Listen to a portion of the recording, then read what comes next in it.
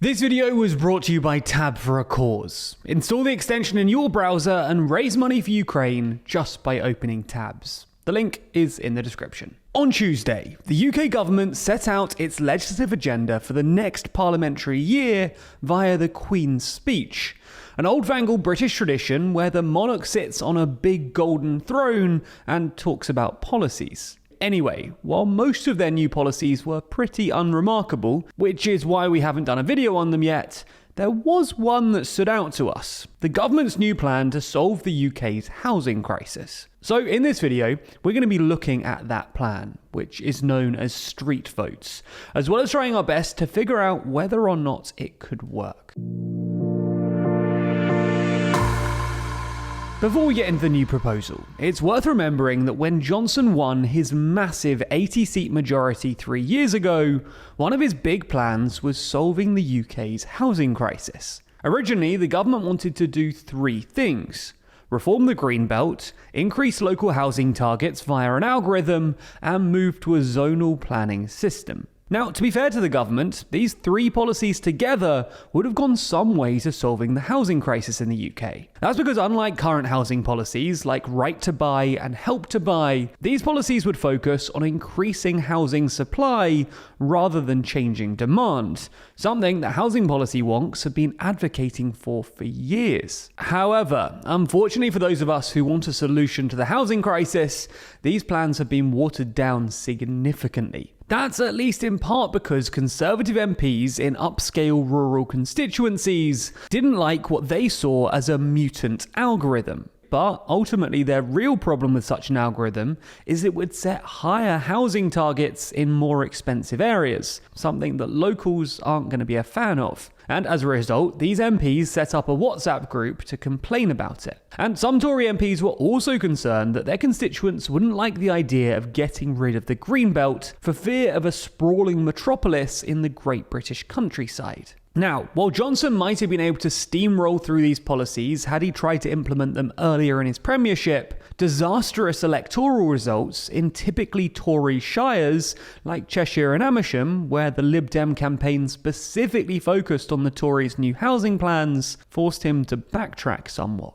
So, fearful of losing these constituencies, the government has basically dropped its first 2 policies: reforming the Green Belt and the housing algorithm. And while they do still have some vague hopes of replacing the UK's case-by-case planning system with a zonal one, A, this policy alone wouldn't do much to solve the housing crisis, and B, there have been rumours that Conservative MPs don't like this one either, which means it's also likely going to be scrapped. You get the idea. The government promised to build more houses and to solve the housing crisis, but pressure from Conservative backbenchers has forced them into scrapping their big policies. So, in a last-ditch attempt to stick to its housing targets without offending rural Conservative MPs, the government says that they'll introduce a pretty creative policy known as street votes as part of the new Levelling Up and Regeneration Bill. So, what is this new street votes policy?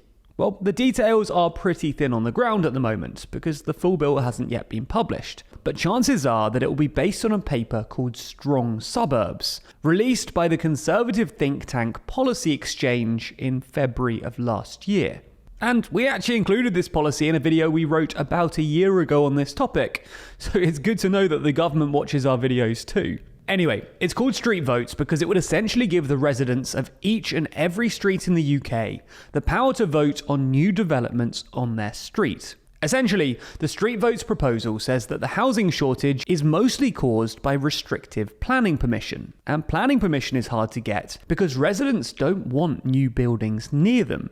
That's because they fear they'll end up with ugly buildings, noisy construction, traffic congestion, and fewer places at GP surgeries and in schools. Ultimately, this means that even in areas with very low housing density, developers still can't build because locals just don't want them to. The street votes solution to this problem is to give residents on a street the power to choose how their street is developed, essentially turning every street into its own little planning permission authority. And this is the complete opposite to most other new housing policy proposals, which usually involve centralizing power to overrule local opposition in order to increase demand. But how would this even work in reality? Well, the idea is that a development proposal would first require the support of 20% of residents or 10 different houses, whichever is more. And we should be clear at this point, a development proposal isn't something tiny like your neighbour's shed.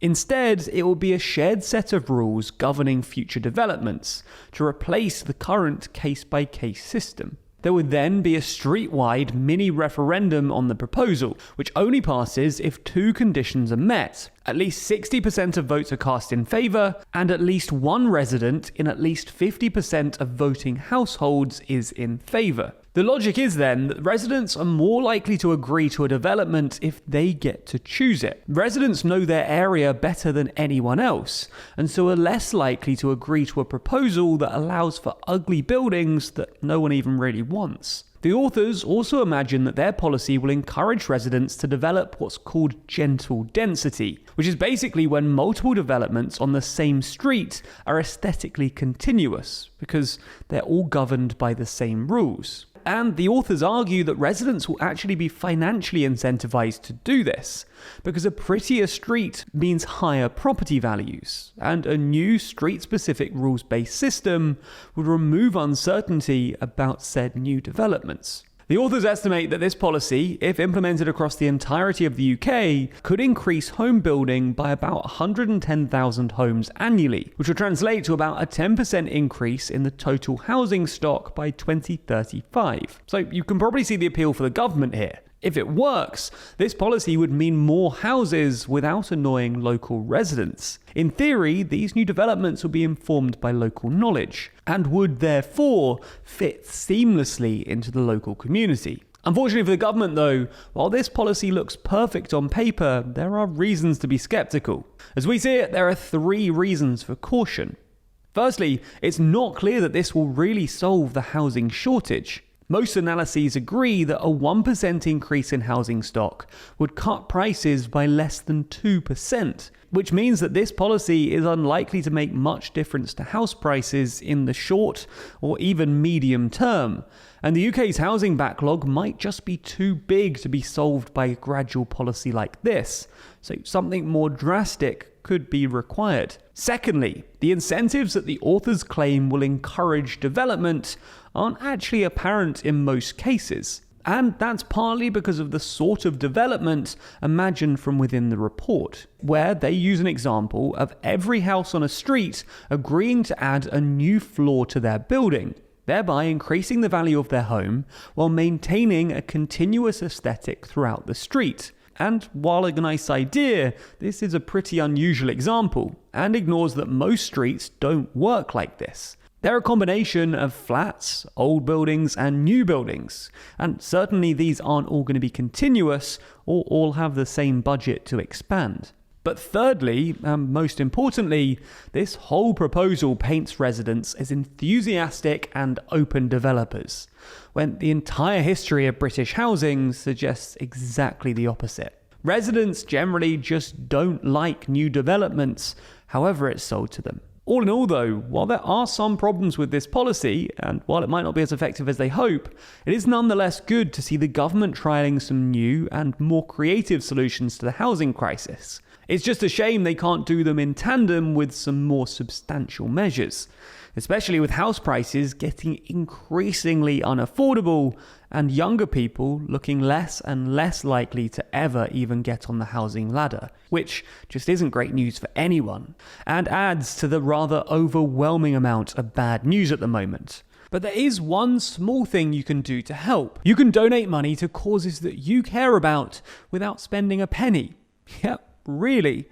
That's because Tab for a Cause is the sponsor of today's video, and they allow you to donate money just by using your browser. They support charities like Save the Children, who have been working to provide life-saving interventions in Ukraine since 2014, working to provide the most basic needs to vulnerable families, as well as providing psychological support and increasing awareness of the hazards of war. So, what can you do to help? Well, if you head to tabforacause.org/Ukraine, you can add an extension to your browser which raises money to help the people of Ukraine every time you open a new tab. Yeah, it really is that simple. And you can even track the impact you've made personally. And you don't need to worry. They're not doing anything scary. They're just putting a couple of ads in the corner of your new tab page. And the money raised from advertisers goes straight towards the cause. Smart, right? Well, as I said, you can easily support the people of Ukraine and help contribute to the $1.3 million raised so far by heading to tabforacause.org/Ukraine. Thanks for your support.